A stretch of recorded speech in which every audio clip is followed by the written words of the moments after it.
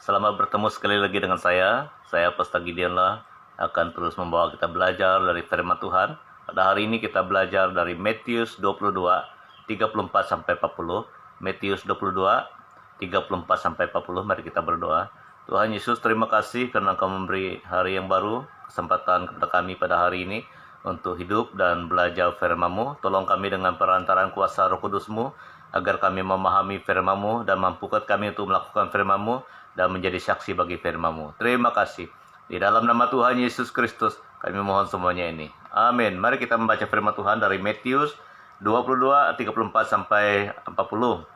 Ketika orang-orang Farisi mendengar bahwa Yesus telah membuat orang-orang Saduki ini bongkam, berkumpullah mereka dan seorang dari mereka, seorang ahli Taurat, bertanya untuk mencobai dia, "Guru, hukum manakah yang terutama dalam hukum Taurat?"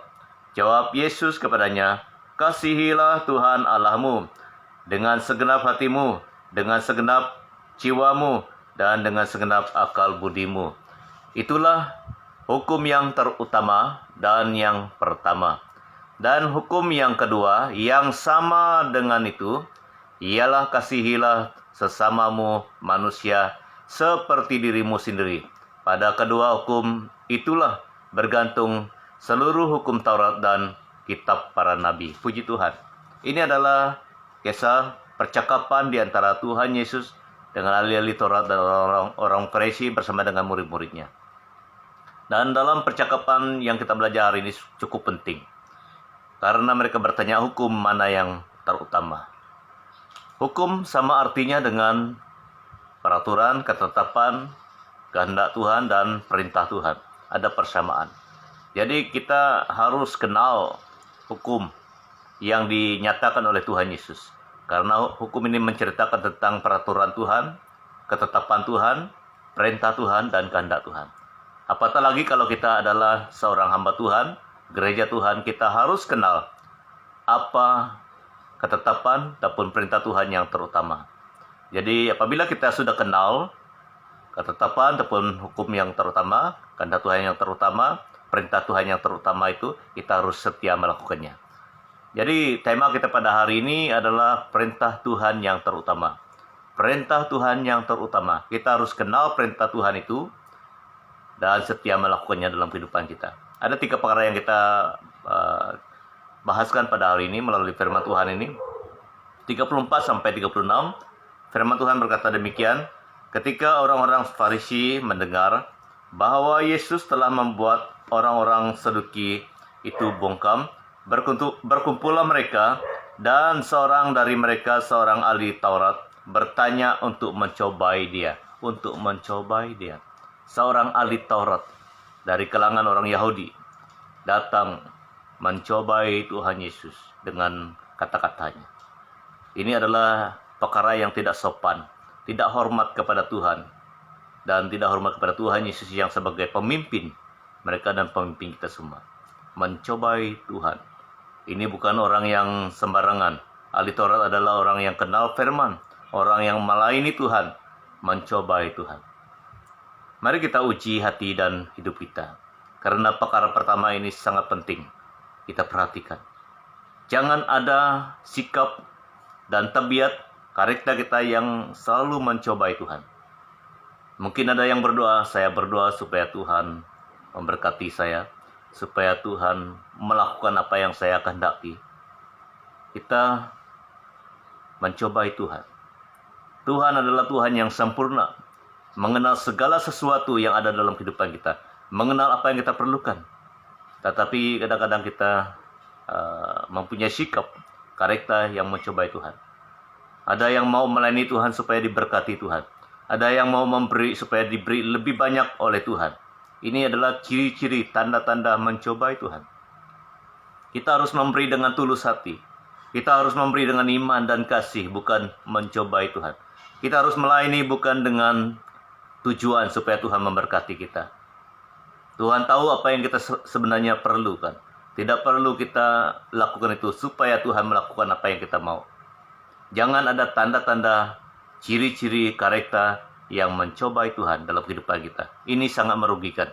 Tuhan tidak senang dengan sikap kareta orang yang mencobai dia. Dalam Lukas 20 ayat 22, apakah kami diperbolehkan membayar pajak kepada Kaisar dan ataupun tidak, kata orang Yahudi kepada Yesus. Ini pun mencobai dia. Mereka sudah tahu Kaisar itu adalah raja mereka, sama dengan pemimpin atasan dalam dunia ini. Bagi mereka di negara mereka, Kaisar adalah sama dengan raja. Seharusnya mereka bayar, tetapi mereka sengaja bertanya kepada Tuhan Yesus untuk mencobai Tuhan Yesus dengan tujuan menjatuhkan Tuhan. Jadi ini adalah sikap yang tidak sopan, tidak menghormati Tuhan. Jangan ada sikap yang mencobai Tuhan dalam hati dan hidup kita. Ini adalah sikap yang tidak sopan, tidak baik. Tuhan tidak berkenan. Seperti seorang yang bernama Simon, seorang tukang sihir, dalam Kisah Para Rasul 8:18-23, dia mencobai untuk meminta karunia Tuhan daripada Rasul Petrus. Tapi Rasul Petrus katakan, celakalah engkau yang mau membeli karunia Tuhan dengan uangmu.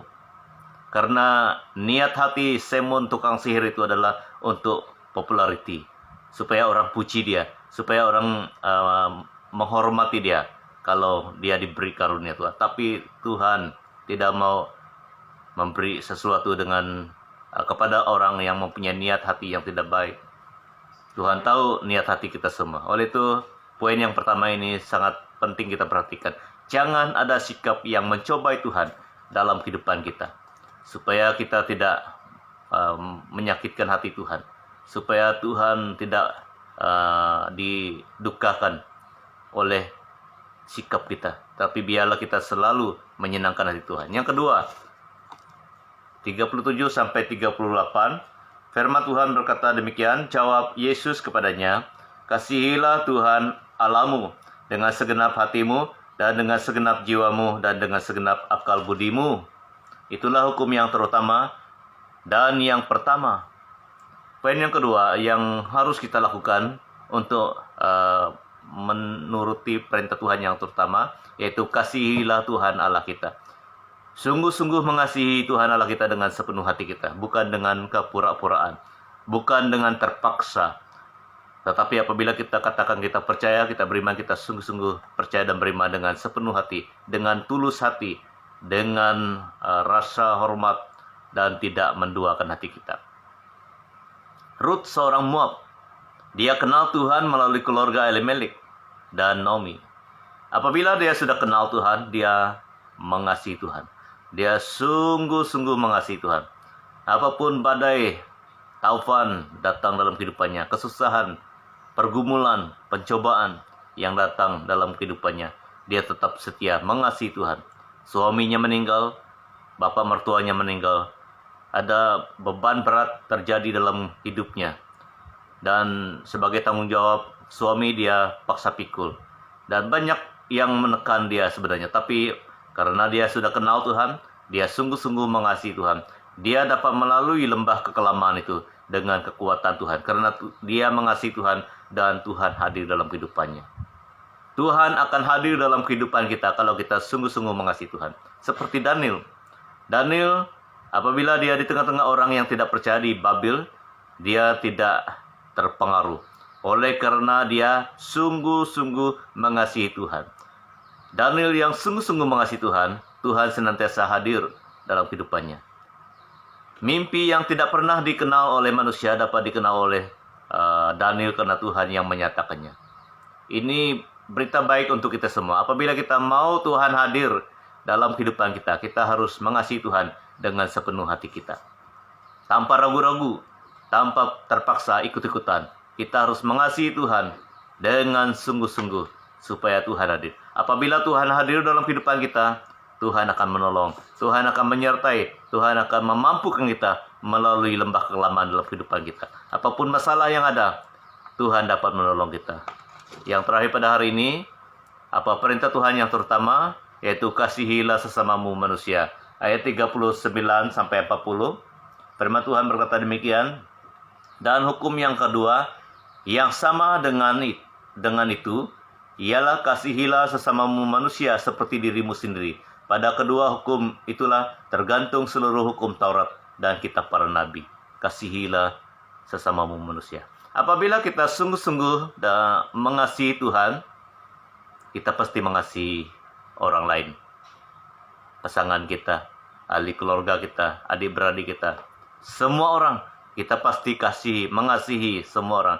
Karena kasih Tuhan ada dalam hati kita. Apabila kita mengasihi Tuhan, Tuhan hadir dalam hati kita, kasih Tuhan hadir dalam hati kita, hidup kita, kita akan pasti mampu mengasihi orang lain.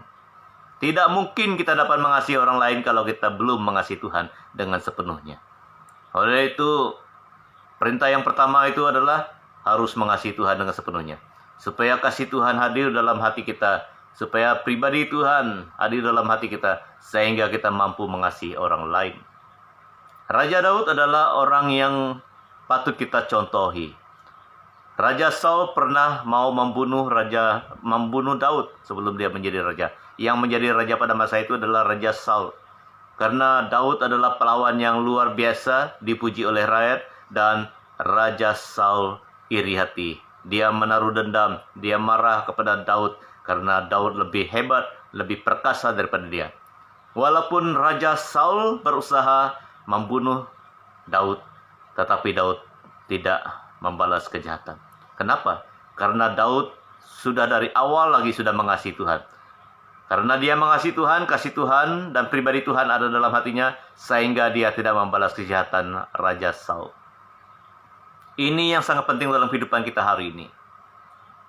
Apabila kita mempunyai kasih Tuhan, Tuhan hadir dalam kehidupan kita, kita sungguh-sungguh mengasihi Tuhan, Tuhan akan memampukan kita untuk tetap berdiri di atas kebenaran. Tidak membalas kejahatan dengan kejahatan. Tidak akan membenci orang walaupun orang membenci kita. Kita akan menjadi saksi Tuhan. Kita akan menjadi garam dan terang dimanapun kita berada. Karena Tuhan di dalam kita. Kasih Tuhan di dalam kita. Karena kita sungguh-sungguh mengasihi Tuhan. Saudara yang kasih dalam Tuhan Yesus Kristus, ini merupakan keperluan dalam hidup kita. Kita perlu mengasihi Tuhan yang pertama dengan sepenuh hati kita. Dan kita akan dapat mengasihi sesamanya kita, manusia, pasangan hidup kita, adik-beradik kita, kawan-kawan kita, anggota gereja kita, pemimpin gereja kita, pastor kita, dan pemimpin di pusat. Tidak mungkin kita akan mengasihi pastor kita, pemimpin di pusat, dan ketua daerah kita kalau kita tidak mengasihi Tuhan dengan sepenuh hati kita. Jadi cek hati kita, cek hidup kita, apakah kita selama ini mengasihi Tuhan. Apabila kita sungguh-sungguh mengasihi Tuhan, kita pasti mengasihi sesamanya kita. Mari kita berdoa. Tuhan Yesus, terima kasih karena Engkau mengajar kami untuk senantiasa dan sungguh-sungguh mengasihi Engkau. Apabila kami mengasihi Engkau, kami pasti mengasihi orang lain juga. Tolong kami semua Tuhan, agar kami mampu memiliki kasih-Mu, agar kami sungguh-sungguh mengasihi Engkau, supaya kasih-Mu hidup dan terus menyertai kami, sehingga kami dapat mengasihi orang lain juga. Pakai kami untuk menjadi alat-Mu. Di dalam nama Tuhan Yesus Kristus, kami mohon semuanya ini. Amin. Tuhan berkati kita. Mari kita terus hidup dalam kasih Tuhan. Haleluya.